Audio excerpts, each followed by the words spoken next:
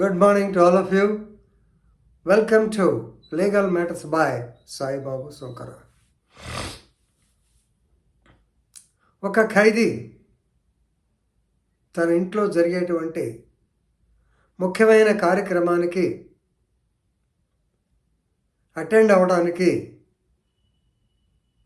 Court కానీ home department కానీ present authorities కానీ పర్మిషను ఇవ్వాలా లేదా?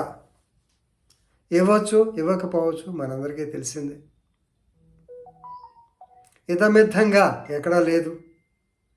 ప్రతి ఒక్క ఇన్సిడెంటు, ప్రతి ఒక్క పెరోలు అక్కడ ఉన్నటువంటి గ్రౌండ్ రియాలిటీ మీద ఆధారపడి ఉంటుంది.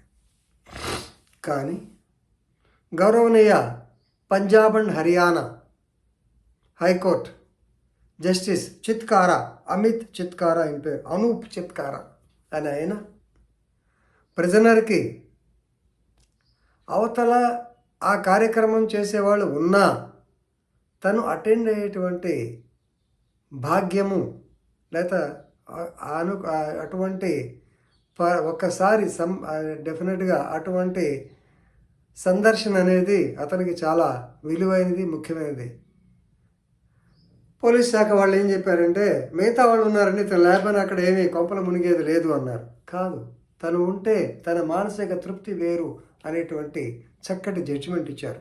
అనూప్ చిత్కారా కేసుల పేరు వచ్చేసి Nishan Singh versus state of Punjab and Haryana, criminal writ petition number 104/2024 అనుకుంటాను. సో ఇది 6/2/2024 నాడు జస్టిస్ అనూప్ చిత్కారా ద్వారా వల్ల. So the prisoner cannot be denied his right to attend an important ceremony or a significant family event. ఇది చాలా ముఖ్యమైనటువంటి సందేశం. ఎందుకంటే పోలీస్ శాఖలో పనిచేశాయి కాబట్టి వాళ్ళు పెరోల్కి పెట్టుకున్న ఫర్లో అయితే జనరల్గా అడుగుతారు, కానీ ఫర్లో రైట్ఫుల్ ఈవెంట్ కింద ఇచ్చేస్తుంటారు. పెరోల్ అంటే ఏంటంటే ఏదన్నా ముఖ్యమైనటువంటి సంఘటన జరిగినప్పుడు తను ఇంటికి వచ్చి ఒక 4-5 రోజులు ఉండి వెళ్ళాల్సిన పరిస్థితి. కారణాలు రకరకాలు ఉంటాయి. ఉదాహరణ చెప్తాను. ఒక ఆయనకి తన కొడుకు అమెరికా వెళ్ళాలి, ఎంఎస్ చేయాలంటే ఇల్లు తాకట్టు పెట్టాలంటే ఇతను ముద్దాయి పేరు, ప్రిజనర్ పేరుతో ఉన్నది. ఇతను పోయి బ్యాంకులో సంతకం పెడితే కానీ వాళ్ళు బ్యాంకు ఏమంటారు, డబ్బులు ఇవ్వరు. మరి ఇది గ్రౌండా కాదా? ఇలా రెండవది, కూతురు పెళ్లి చేయాలి. ఇతను సిగ్గుపడుతున్నాడు. విచిత్రం ఏంటంటే ముద్దాయిని ఎలా బాబు అన్నాడు.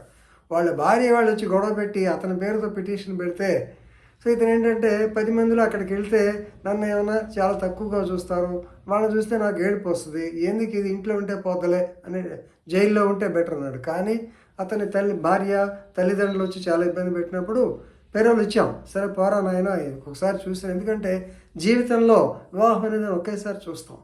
సరే ఇప్పుడు ఈ దరిద్రం వచ్చింది కాబట్టి డైవోర్స్లో కామన్ అయిపోయింది, కానీ ఒకప్పుడు మనిషికి వివాహం ఒకేసారి జరిగేది. మూడవది, తండ్రి చనిపోయినప్పుడు, పిల్లలు చనిపోయిన మనిషి మనం ఎటు తేలేం, కానీ సహజంగా ఆ లాస్ట్ చూపు, కడసారి చూపు అనేది చాలా ముఖ్యమైనది. సహజంగా అంటే ఒకప్పుడు చిన్నప్పుడు తెలిసి తెలియక లేకపోతే పోలీస్ అధికారిగా ఉన్న కాలంలో చాలా వరకు ఇతను రాకపోతే ఏం కాదండి, మిగతా వాళ్ళు ఉన్నారు, they will attend to the. ఎందుకంటే ఇతను చిన్న కొడుకు ఉండి తండ్రికి పెద్ద కొడుకు పెడితే రాకపోయినా పర్లేదు అనేవాళ్ళు. Even we wrote reports like that. కానీ అది కరెక్ట్ కాదని వయసు వచ్చిన తర్వాత కానీ అర్థం కావట్లేదు.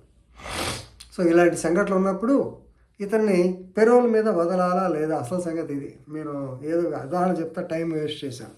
నిషాన్ సింగ్ కేసులో ఇక్కడ ఏమైందంటే వాళ్ళ ఫాదర్ నిషాన్ సింగ్ అనేవాడు NDPS యాక్ట్ మీకు తెలిసి ఉంటుంది, narcotic drugs and psychotropic substances act. ఈ యాక్ట్లో ముద్దాయి. చాలా సివియర్ పనిష్మెంట్స్ ఉంటాయి ఈ కేసులో. సో దీంట్లో ఎక్కువ స్మగ్లర్స్ వీళ్ళు ఉంటారు కాబట్టి పోతే రారు, అదొక బాధ. బెయిల్ ఇచ్చినా రారు. సరే వాడే జైల్లో మగ్గుతున్నాడు, ఫాదర్ చనిపోయాడు. భోగ్ సెరమనీ అని నార్త్ ఇండియాలో కండక్ట్ చేస్తారు. అదేంటో పూర్తిగా నాకు తెలియదు. మన దాంట్లో దినమో లేకపోతే ఎత్తుబడి అనుకుందాం అనుకోండి.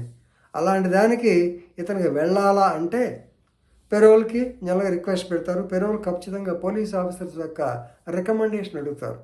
ఎందుకంటే హోమ్ డిపార్ట్మెంట్కి సంబంధించింది కాబట్టి అడిగినప్పుడు పోలీస్ అధికారులు ఇతను కాదండి, పెద్ద కొడుకు తండ్రికి పెద్ద కొడుకు చేయాలి, ఆబ్సిక్వీస్ అనేవి దాని ప్రకారం పెద్ద కొడుకు ఈజ్ కండక్టింగ్, ఇతను లేకపోయినా అక్కడ కొంపలు మునిగేదేమీ లేదు అని రాశారు.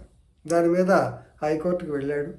హైకోర్టు క్లియర్గా చెప్పారు, ఏ prisoner should not be denied the opportunity of attending a significant family event even though the immediate relatives can perform the same.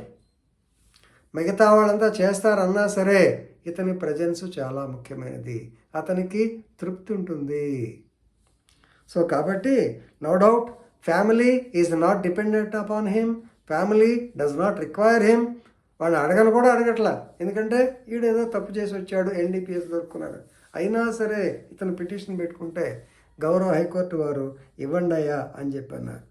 So కాబట్టి ఇతను the prisoner he wanted to attend the function, ఎందుకంటే it is a sacrosanct. తండ్రికి పిత మన పున్నామనరకం తప్పించడానికి కదా కొడుకుండేది. So దానికి తను కూడా పార్టిసిపేట్ చేయాలని చాలా పాపం చాలా బాధతో వెళ్ళాలి అని ఉన్నాడు. పోలీసు వారు రికమెండ్ చేయలేదు. గౌరవనీయ కోర్టు వారు మాత్రం bhog function is an important function for a child to attend the funeral of the father, so let him go and attend అంటూ. సో పోతే మళ్ళీ వస్తాడు. ఇందాక చెప్పు ఎన్డీపీఎస్ యాక్ట్ కేసులు వ్యవహారం ఇవన్నీ చెప్పడానికి బాగానే ఉంటాయి. ప్రాక్టికల్గా పోతే వాడు రాకపోతే సరే సింపుల్గా కోర్టు వారు ఏం చేస్తారంటే వారెంట్ ఇస్తాం పట్టురమ్మంటారు. కానీ ఆ పోలీస్ అధికారులకి చాలా ఇబ్బందికరమైన పరిస్థితి. అందుకని వీరు 10,000 రూపాయల పూచీకత్తు, 2 షూరిటీసు, అలాగే 15/2/24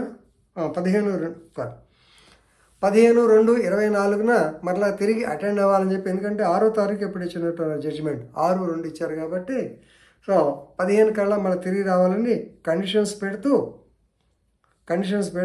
రాశారు. దీంట్లో లక్కీగా అది ఇంపార్టెంట్ పాయింట్ ఏంటంటే సిఐ ఆ పెరోల్ రిపోర్ట్లో ఫాదర్ చనిపోయింది వాస్తవం అని రాశారు. చాలా సంతోషం.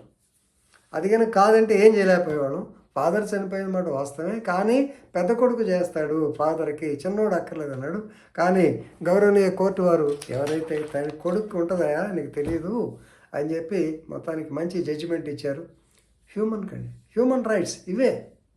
సో ఇలాంటి మీరంతా తెలుసుకోవాలని ఒకసారి ఆ జడ్జిమెంట్ కూడా చూస్తారని ఆశిస్తూ ముగిస్తున్నాను. ధన్యవాదములు.